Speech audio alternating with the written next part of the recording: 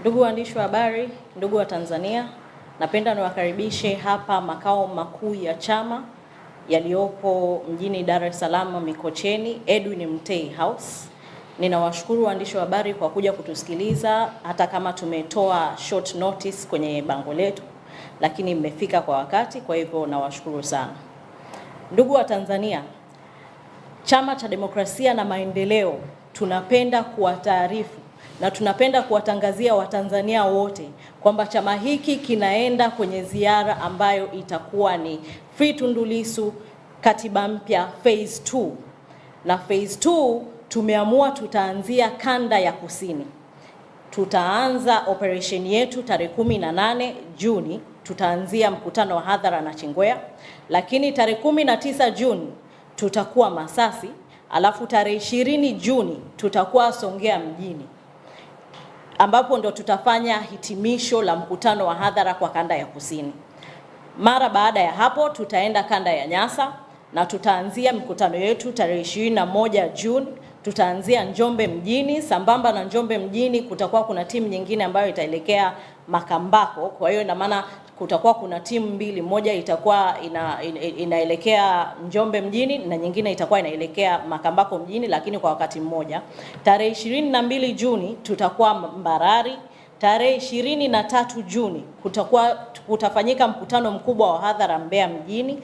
Tarehe 24 Juni tutafanya mkutano Tunduma, na hapo tutakuwa tumehitimisha kanda ya Nyasa. Mara baada ya hapo tutaelekea kanda ya Magharibi ambayo itakuwa ni tarehe 25 Juni tutakuwa Mpanda mjini, alafu tarehe 26 Juni tutakuwa Tabora mjini. Sasa kwa nini tumeamua sasa chama kiende kwenye phase 2 ya operesheni katiba mpya Free Tundu Lissu? Tumeona kabisa kwamba bado sauti zetu hazijasikika, bado sauti zetu zinafinywa na vyombo vya dola, bado CCM ni kama wanajimilikisha vyombo vya dola na kufifisha sauti zetu. Ukiangalia bajeti ambayo imetangazwa hivi wiki iliyopita, unaona kabisa hakuna kipengele chochote ambacho kinazungumzia bajeti ya katiba mpya. Na sisi kama Chadema tunasema hilo sio sawa, kwa sababu mnakuwa mmewanyima Watanzania mapato, mmewanyima Watanzania namna ya kujitanua na namna ya kujikwamua kwenye umasikini. Sasa sisi kama Chadema tunasema hii operesheni tunaenda kuzungumza yote hayo hadharani. Najua kiu cha Watanzania ni kusikia yale ambayo Chadema yanakuja kusema, lakini pia kushirikisha Watanzania katika matatizo, maana haya matatizo ni ya kwetu wote. Yaliyofanyika tarehe 29 Oktoba mpaka sasa tupo kwenye bajeti na serikali imejionyesha wazi kwamba hakina mpango wowote wa kuelekea kwenye katiba mpya kwa mwaka huu wa mwaka 2026 2027, wakati sisi Chadema tulisema ikifika 2028 itakuwa ni too late kwa nchi kuanza mchakato wa katiba mpya. Hivyo tunaitaka hii serikali haramu itengeneze bajeti ya katiba mpya kwa haraka iwezekanavyo. Lakini mara baada ya kusema hivyo nilifanya press wiki mbili nafikiri zilizopita, na nikazungumza kuhusu jeshi la polisi ambalo lilichukua vifaa vya uenezi kutoka kwa ndugu Mbiela ambaye ndiyo muuzaji mkuu wa vifaa vya uenezi wa Chama cha Demokrasia na Maendeleo, na walichukua tracksuit nyingi, walichukua combat nyingi, lakini walichukua scarf zetu na viremba vingi. Tunafahamu nia yenu ovu ya kutaka kutumia hizo uniform za Chadema na mkawavisha mnaowajua nyinyi kwa madhumuni ambayo mnayajua nyinyi, ili kuleta taswira kama Chama cha Demokrasia na Maendeleo ndicho ambacho kinaenda kufanya vurugu siku ambayo mmeipanga nyinyi. Lakini sisi kama chama, ajenda yetu ni katiba mpya, Free Tundu Lissu, na hatutasimama. Kama nilivyotangaza, hii operesheni, ndugu wananchi, naomba iwe ndio story na agenda yetu ya chama. Phase 2 hatuna nia ovu na nchi hii. Hatuna nia ovu ya kufanya vurugu kwenye nchi hii. Hii nchi ni yetu sote, na lengo la kuitisha hii press conference, ingawa limekuwa ni fupi, lakini imekuwa lengo kuu ni kutangaza operesheni katiba mpya, operesheni Free Tundu Lissu ambayo itaanza tarehe 18 Juni. Kwa kusema hayo, naomba nikaribishe maswali yoyote ambayo mtakuwa nayo.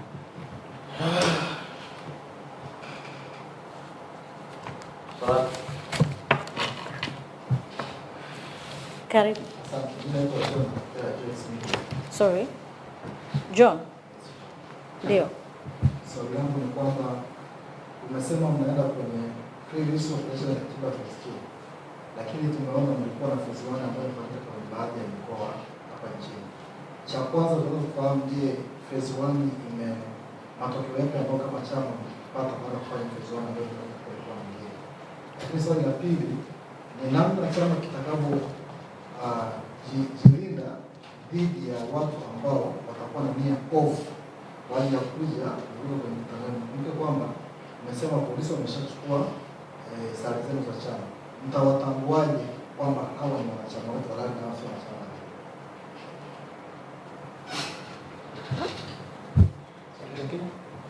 Sasa nyingine hapa kuna natokea TSTV. Jina tena ni kiongozi takriban siku 3 zilizopita anasema kwamba Chama cha Mapinduzi kimebaini kwamba Chama cha Demokrasia na Maendeleo Chadema imekuwa ikifanya vikao vya siri kwa ajili ya kuwa na lengo au dhumuni la kutaka kuvuruga amani ya nchi na kuhamasisha maandamano. Lakini pia katika mitandao mbalimbali ya kijamii tumekuwa tukisikia kuna taarifa ambazo zinaelezwa sana maandamano ambayo yanadaiwa tunayozungumza kwenye mkutano yetu ya hadhara. Lakini la pili, umeniambia niongelee kuhusu tutawatambua vipi watu ambao watakuwa wamejivisha nguo zetu za chama na kufanya vurugu. Sisi kama wanachama tunajuana. Tuna mifumo ambayo inaanzia kata ya misingi. Tunaanzia misingi, alafu tunakuja kata, tunakuja jimbo. Huko kwote tuna viongozi na tunajuana.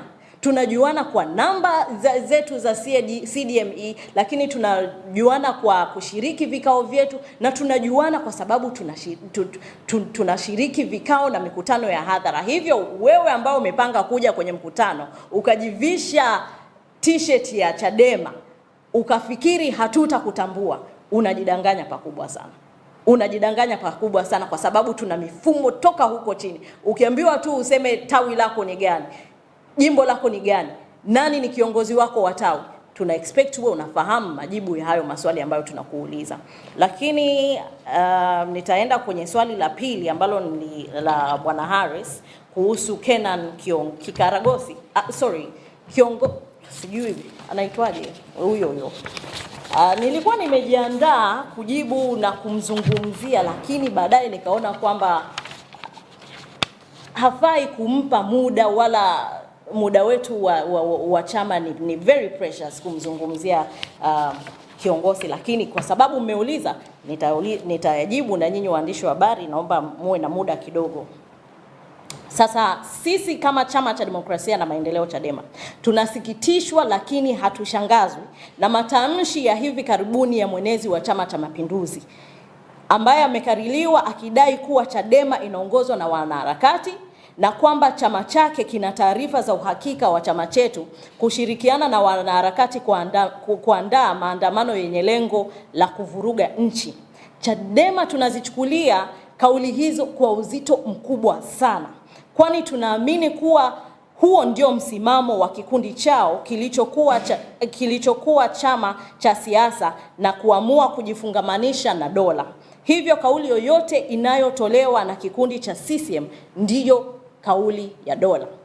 Kauli hizi si tu kwamba ni za uongo na za kizandiki, bali ni mwendelezo wa mbinu za kizamani na za kikundi chao cha kutaka kutengeneza taharuki ili kutimiza azma yao ya kufungia chama chetu kwa mara ya pili.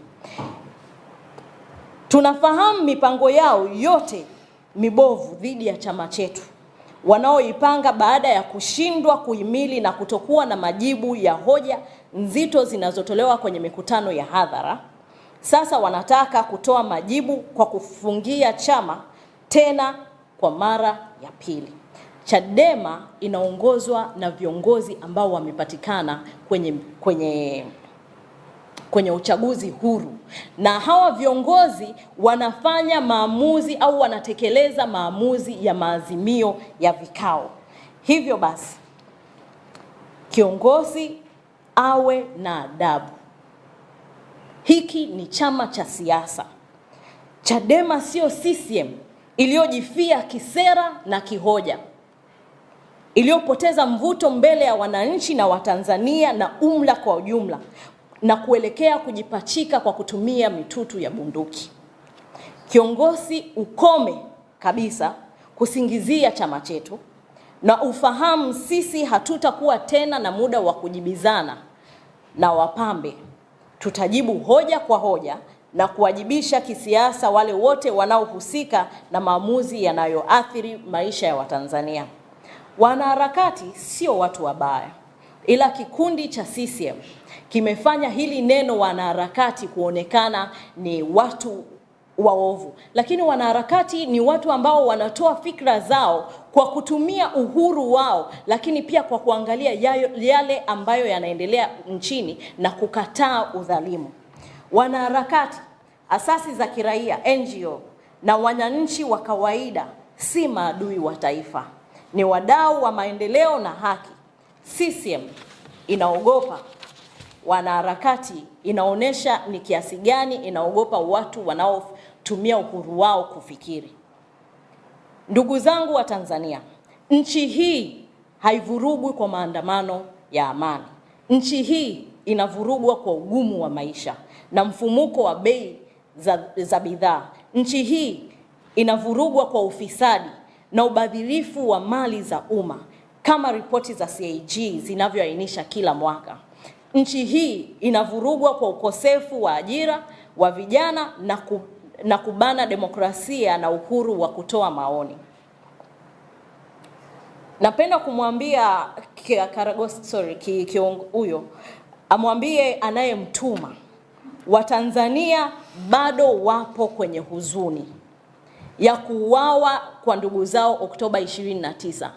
Wao walisema walizika Watanzania, watuoneshe mili waliweka wapi. Kiongozi amwambie anayemtuma kuwa Watanzania wanajua wanazua mambo ya maandamano ili kuhamisha mjadala, kufanya diversion tactic kutoka kwenye budget, kutoka kwenye udhalimu, kutoka kwenye umasikini ambao Watanzania tupo, kutoka kwenye matatizo ya uchumi ambayo yanawakabili Watanzania. Na sasa hivi badala ya kutuambia CCM imewachukulia hatua gani wale mafisadi wote ambao huwa wanatangazwa kwenye budget, wanahangaika na Chadema. CCM hawana uwezo tena wa kujibu hoja zetu, na ndio maana siasa zao zimejikita kumtumia mrembo wao ambao anaitisha waandishi wa habari kila siku na kuongea mipasho. Mimi nimewaita waandishi wa habari, nilitaka tuzungumzie ziara, lakini kwa sababu mmeuliza, nimeona tuwajibu. Si wamewataka, sisi tutawajibu. Chadema inashukuru na kuwatia moyo wanaharakati wote wanaosimamia haki, utawala wa sheria na rasilimali za nchi. Endeleeni kupaza sauti. Nchi hii ni ya kwetu wote. Nchi hii ni ya Watanzania. Sisi kama Watanzania tunahitaji kusikia kwamba nchi ya Tanzania ni nchi yenye amani, ni nchi ya kifahari, ni nchi ambao watu wake wana vipato wa kuweza kuhimili gharama za maisha, na sio hivi ambavyo tulivyo sasa. Hii nchi sio mali ya CCM, sio mali ya kigenge cha watu wachache ambao wapo kule juu na wamejitangaza wao kama viongozi au watawala wa nchi hii. Aidha, Chadema inapenda kuwakumbusha Watanzania na jumuiya ya kimataifa kwamba Katiba ya Jamhuri ya Muungano wa Tanzania inatambua na kulinda haki za msingi za raia, ikiwemo uhuru wa maoni na kujieleza kwa mujibu wa ibara ya 18, uhuru wa kushirikiana na kuunda na kujiunga na vyama na asasi za kiraia mbalimbali kwa mujibu wa ibara ya 20 pamoja na haki ya kushiriki katika shughuli za utawala wa nchi na masuala ya umma kwa mujibu wa ibara ya 28. Haki hizi za kikatiba haziwezi kutafsiriwa kama vitisho. Hivyo chama cha CCM kwa kutumia huyo mrembo wao kiongozi wasitutishe sisi Chadema. Tumejipanga, tunaenda kwenye ziara, tunaenda kuwatangazia Watanzania udhalimu ambao unafanyika, tunaenda kudai katiba mpya na tunaenda kumdai Tundu Antipas Lissu kwenye mikutano ya hadhara kama ikibidi, kama alivyosema makamu mwenyekiti Heche. Kama hawatatusikiliza basi chama kitatangaza maandamano, na hiyo ipo kwa mujibu wa katiba ambayo nimesoma kwa mujibu wa ibara ya 18, 20 na 21. Chadema inasikitishwa na mwenendo ambao viongozi wa CCM na baadhi ya watendaji wa dola wamekuwa wakitoa kauli za vitisho, chuki na unyanyapaaji dhidi ya wapinzani wa kisiasa, wanaharakati na wanahabari na wananchi wenye maoni tofauti bila kuwajibishwa kwa mujibu wa sheria. Kwa muda mrefu sasa tumeshuhudia kauli ambazo ni tatanishi. Tumeshuhudia kauli kama hakutakuwa na nywinywi wala nywinywi. Tumeshuhudia kauli kama wanajeshi jiandaeni, uchaguzi unakuja. Lakini hawa watu wote, huyu aliyetoa hizi kauli mpaka leo hawajawajibishwa na chombo chochote cha dola. Kauli za aina hiyo zimeendelea kuwa kuharibu mazingira na maridhiano ya kisiasa, kuvuruga mshikamano wa kitaifa na kudhoofisha imani ya wananchi katika misingi ya utawala wa sheria. Sisi kama chama tunasisitiza kuwa haki za kiraia na kisiasa sio zawadi kutoka kwa chama tawala wala serikali iliyopo madarakani. Ni haki ya kikatiba ya kila Mtanzania. Demokrasia haimarishwi kwa kunyamazisha sauti za watu tofauti kama walivyomnyamazisha Humphrey Polepole, aliyeketi kwenye kiti ambacho leo mwenezi wa CCM anakaa, na akatoa kauli kama ambazo anatoa kiongozi leo. Hivyo kiongozi awe na adabu, ajue kwamba kuna kesho yake. CCM sio watu wazuri, wanaweza wakamgeukia wakati wowote. Mwisho, tunaheshimu uhuru na maoni na tunataka sheria zitumike kwa usawa kwa wote bila kujali itikadi ya siasa. Badala ya kuendelea kuzusha tuhuma zisizo na ushahidi, kiongozi na Chama cha Mapinduzi dhidi ya Chadema, tunaitaka CCM na utawala wao haramu kuelekeza nguvu zake katika kutatua changamoto zinazowakabili wananchi, ikiwemo ugumu wa maisha, kupanda kwa gharama za bidhaa na ukosefu wa ajira kwa vijana, pamoja na kushughulika hoja za uwajibikaji wa matumizi wa fedha za umma ambao zimekuwa zikibainishwa mara kwa mara katika ripoti za mdhibiti wa mkaguzi mkuu wa hesabu za serikali CAG. Sisi kama Chadema tutaendelea kutetea haki za binadamu, tutaendelea kutetea wananchi, lakini tutaendelea na madai yetu ya katiba mpya na kutetea utawala wa sheria. Hivyo naomba story hapa isiwe hii diversion ya kumjibu kiongozi, bali iwe ni ratiba itakayoanza tarehe 18 Juni ya ziara yetu ya operesheni katiba mpya Free Tundu Lissu. Kwa kusema hayo, nashukuruni sana. Karibuni tena makao makuu.